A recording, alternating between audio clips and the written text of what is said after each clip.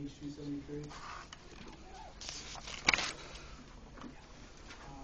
I had a passage from Luke and a passage from John, and they both focused on the theme of catching fish. And basically what happened throughout both those books was Jesus appeared to the fishermen on the beach shore after a long night of fishing where they didn't catch anything. And he told them to go out and recast their nets, and basically they came back with full nets full of fish. So I focused on the similarities between the two passages, and there's about 6 common elements throughout both that they shared. And the first one was that in both stories, the fishermen went out and could not catch a thing the night before. And in Luke 5:5, it says, Simon says to Jesus, "We have worked all night long, but have caught nothing." And similar to that in John, there was a group of fishermen that didn't catch anything. The next similarity is that Jesus appeared to them on the beach shore and told them to go out, cast their nets again, and hope that they will catch fish, and they did. In John 21:6, it says that Jesus says to them, "Cast the net to the right side of the boat, and you will find some." And in Luke 5:2, it says that Jesus got into one of the boats, and it says later in Luke 5:6 that they caught so many fish that their nets were beginning to break. Another similarity I found was the setting in both stories.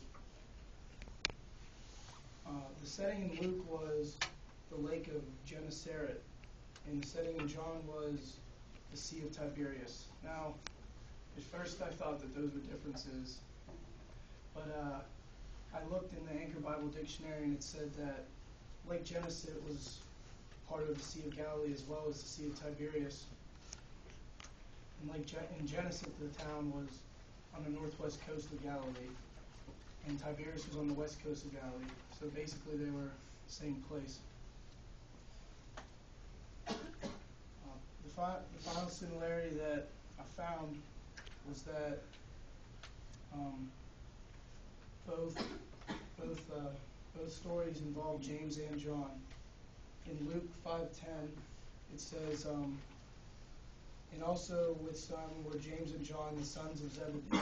And in John 21:2, it says, "Gathered together were Simon Peter, Thomas called the twin, Nathanael of Cana in Galilee, and the sons of Zebedee."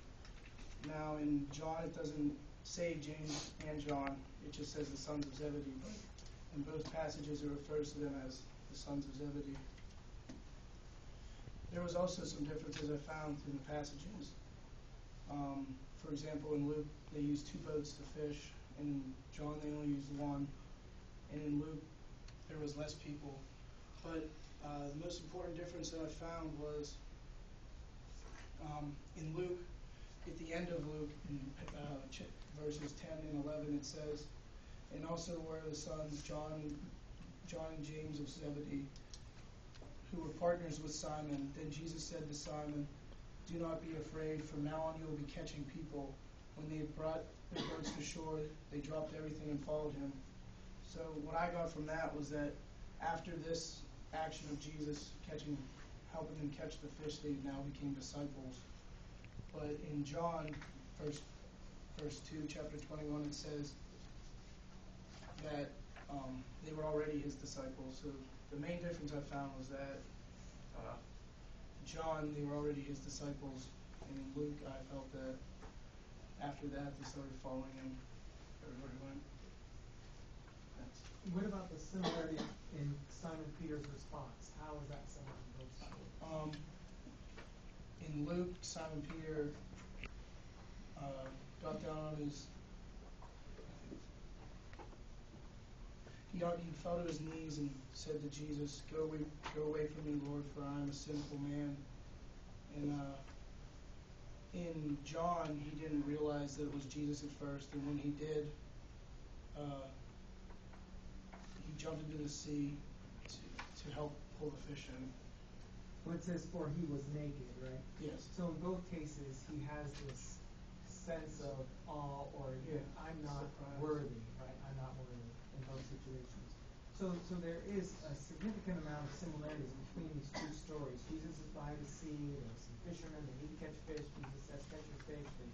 Even though they couldn't all night, they do catch a lot. And then at the end of both, Simon Peter in particular has this reaction. So it's an amazing amount of similarities. But perhaps the most significant difference is the different settings in which they occur in the Gospels. Can we talk a little bit about that? Where do each of these stories occur within the life of Jesus? Not sure about that. One of them is in Luke 5, right? Yeah. So that would be very early in the Gospel, right? It's right at the beginning of Jesus' ministry. But then John 21, where would that be? It's later. Later, much later. As a matter of fact, it's after Jesus has died and resurrected. This is one of the resurrection appearance stories in the Gospel of John.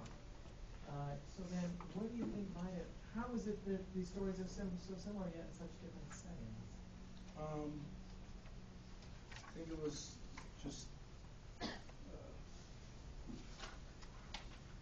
way, I think Jesus maybe repeated what he did to help his followers out. Yeah, that's one way of looking at it, to say maybe this is something that happened twice. I don't think so. Probably what it is a treasure trove of these traditions, right? And Luke takes the treasure and he puts it in Jesus' ministry. And John takes that same tradition and sets it in a radically different context. He creates this resurrection appearance story, which you don't have in any other gospel, out of that tradition, right? Given that there are those 6 common elements. And we've seen this kind of phenomena happening before, haven't we? If we think about the anointing women, right? It's the same story, the same basic tradition, but it's in 4 different settings in the Gospels. So it seems as though the Gospel writers are operating from a treasure trove of traditions that they're using to develop stories in different ways. And I think this is a fine illustration. And why don't you share your choice question? All right. My question is, who were the sons of Zebedee? A, Nathaniel and Thomas. B, James and John. C, Simon and Peter. Or D, Joseph and Mark. B. All right, very good. Thank you, Sam.